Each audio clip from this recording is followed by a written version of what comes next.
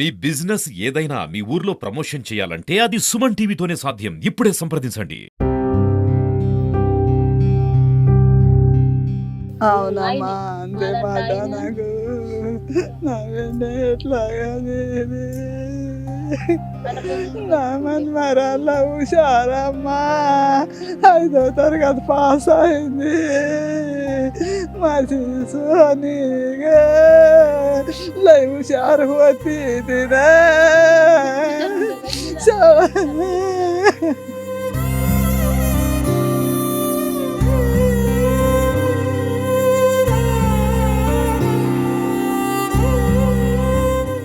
చిన్నారి చిట్టి తల్లి అంబిక నీళ్లు పట్టుకుని ఒక చిన్న కుంటల పడి కనీసం ఒక 4 అడుగులు కూడా ఉండదు, అది ప్రమాదవశాత్తు మరణించింది, ప్రాణాలు కోల్పోయింది.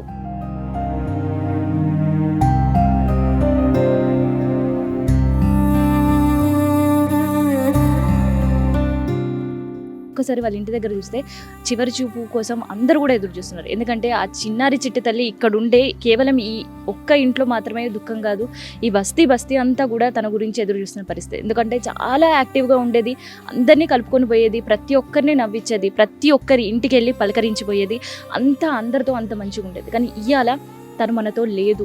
సో ఈ వార్త విన్న వెంటనే మనం చూస్తున్నాం కదా, బస్తీలో ప్రతి ఒక్కరి కళ్ళల్లో కూడా నీళ్ళే, ప్రతి ఒక్కరు కూడా ఆ చిన్నారి చిట్టి తల్లి చివరి చూపు కోసం ఎదురు చూస్తున్నారు. ఒక్కసారి వాళ్ళతో మాట్లాడదాం. వాళ్ళ బంధువులంతా కూడా ఇంటి దగ్గర ఉన్నారు.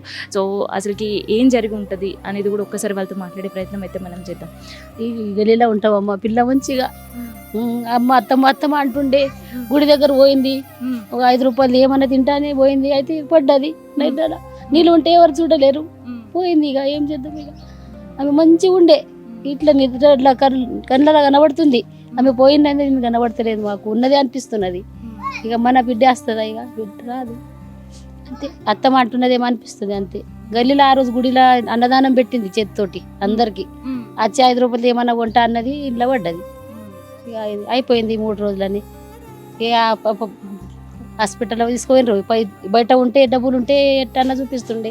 వీళ్ళు ఇద్దరు ఏం చేస్తారు పాపం, పడ్డారు తీసుకుపోయినరు, ఎవరు లేరు మగ మనుషులు. ఇక మొగలు ఉంటే ఏమన్నా బయట తీసుకుపోయి చూపిస్తుండే. అమ్మ గరి పరిస్థితిలో ఇట్లా అయిపోయింది. ఇక నా డబ్బులు ఉంటే డబ్బులే పని చేస్తారు. ఇక పోయింది బిడ్డ, ఏం చేస్తాం ఇక అమ్మ అంతే. అత్తమ్మ అని పిలుస్తుండే మిమ్మల్ని, గల్లీకి మొత్తం అత్తమ్మ అంటుండే ఆ పిల్ల. అంత మంచి పిల్ల ఉండే, ఏం చేద్దాం ఇక రాదు. ఆమె వస్తే 1 లక్ష రూపాయలు ఇస్తుండే మేము ఎవరికన్నా, అది రాదు. ఇక ఉంటే ఏమన్నా ఇక పోయింది కదా. ఏమైతారమ్మా, నానమ్మ అవుతారా అంబిక? నానమ్మ అవుతా హాస్పిటల్నే ఉన్నామమ్మ. రాత్రి చిన్న మా మన్మరాలకు ఆడబెట్టుకున్నారు వాళ్ళు. ఆమె తల్లి, ఆమె పెద్దమ్మ మాట్లాడిందా హాస్పిటల్లో? మాట్లాడిందా అంబిక? మాట్లాడిపోద్దు కదా, మాట్లాడింది. మేము ఎందుకెళ్ళి మాట్లాడలేదు, జ్వరం వచ్చింది, జ్వరంతో కళ్ళు ఇట్లా చేసింది, కన్న మీద గుల్కోస్ ఇస్తుండ్రు. ఇదే ఇట్లా ఉండే అయిపోయి, మళ్ళా మాట్లాడలే, మళ్ళా చూడలే. మంగళవారం హాస్పిటల్ తీసుకుని మాట్లాడిందా? ఏం చెప్పలే మాయ అన్నది, అయిపోయి మాయ అన్నది. ఇగో ఈమెకు అయ్యి అన్నది, ఆమె అమ్మమ్మ. ఇది నానమ్మ, ఇది అత్తమ్మ, చివరి మాటిగా అయ్యే. అవునమ్మా అంతే మాట నాకు నావేంటే ఎట్లాగది నా మన్మరాల హుషారమ్మా 5వ తరగతి పాస్ అయింది మరి సోనిగా లైవ్ హుషారు పోతీ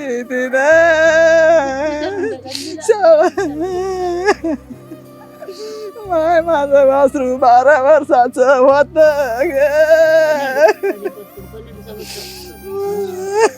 చివరిగా ఆ చిట్టి తల్లి మాట్లాడింది, పిలిచింది అమ్మమ్మనే. అమ్మమ్మ అంటే చాలా ప్రాణం. అసలు ఇట్లాంటి పరిస్థితిలో వాళ్ళ కుటుంబ సభ్యుల్ని మాట్లాడియాలంటే నాకు కూడా చాలా బాధగా ఉంది. సో ఏమని పిలిచింది అమ్మలా?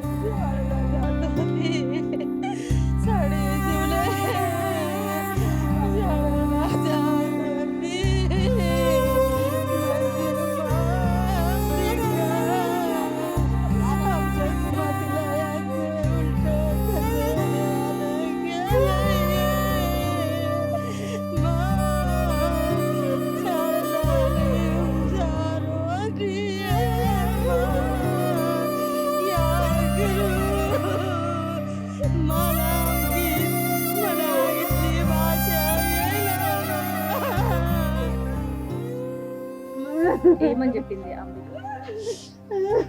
అత్తమ్మ అత్తమ్మ అని. పట్టు చీర కుట్టమన్నదా?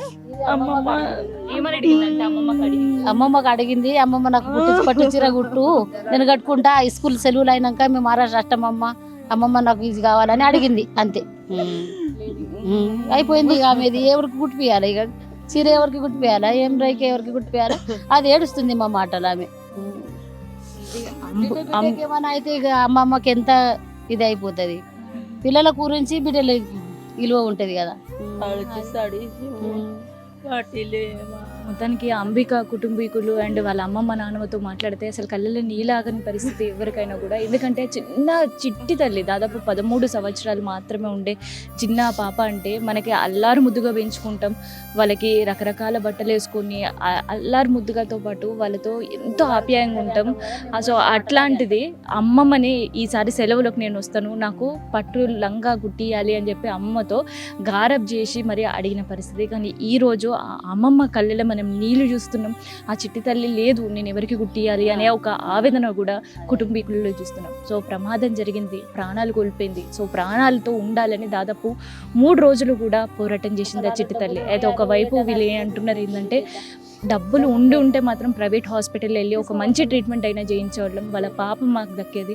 కానీ డబ్బులు లేని పరిస్థితి, ఒక పేదరికంతో కూడా అమ్మాయిని ఇవాళ మనం ప్రాణాలు కోల్పోతున్నా చూసినాం తప్ప ఏమి చేయలేని పరిస్థితి. కానీ ఆ చిట్టి తల్లి మళ్ళీ వెనక్కి తిరిగి వస్తే బాగుండు, ఆ చిట్టి తల్లి లేదు అని మాకు అసలుకి కూడా జీర్ణించుకోలేకపోతున్నాం అంటున్నారు వాళ్ళ కుటుంబీకులు కావచ్చు, ఇక్కడ గల్లీలో ఉండేవాళ్ళు, బస్తీలో ఉండేవాళ్ళు, వాళ్ళ బంధుమిత్రులందరూ కూడా ఇది పరిస్థితి.